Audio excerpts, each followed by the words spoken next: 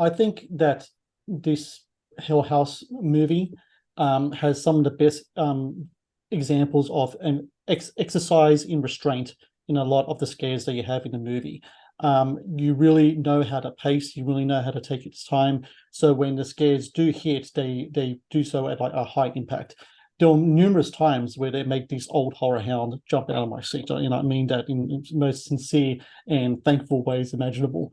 Where do you, when it comes to the pacing of a scene, like for example, I don't want to give away too much, but there is a scene in the movie, or a couple of them, where you kind of just focus on the door frame and you just in there, it's a creaking of floorboards that kind of lifts up the tension and more and more. Where does that kind of reveal itself to you creatively? Is that something that happens on the page, or is that something that happens in post with editing and sound effects and such? Where does the magic come together for a scare for one of your movies?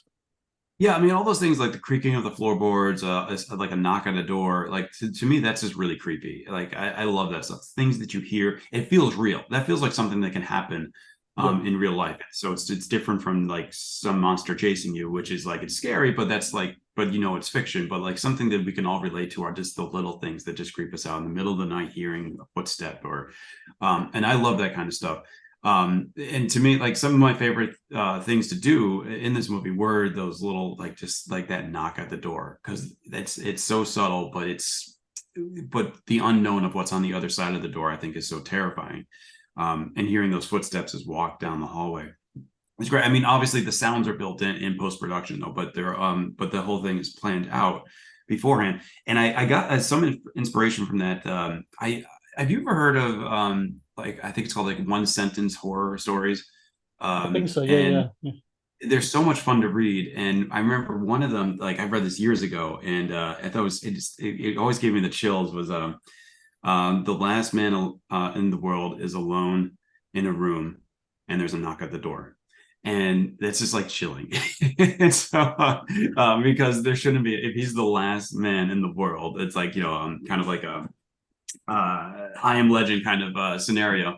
But there's a knock at the door. Like, who could that be? Why could that be? All that stuff. So just something as subtle as that can be scary. And I love playing into something, trying to be as minimal as you can, but scary. I think is a fun challenge to do. Not overdo anything. You know, at any moment, any of these clowns that we see in the film, like, you know, they could be doing so much more than they are. But I think it's great that they're not. And that goes back to the original Hell House when they're walking down the stairs, when Paul sees the clown at the bottom of the stairs in the middle of the night and they just walk down to it. That clown could have done anything, and I would have gotten a cheap thrill out of that from the audience if the clown just like moved a little bit. But that would have, I think that would have ruined the rest of everything else, the momentum that you're trying to set up. So I just love less is more, I think, when it comes to all that stuff. Thank you for watching the Matt's Movie Reviews channel. Please subscribe for more reviews, podcast interviews, and exclusive content.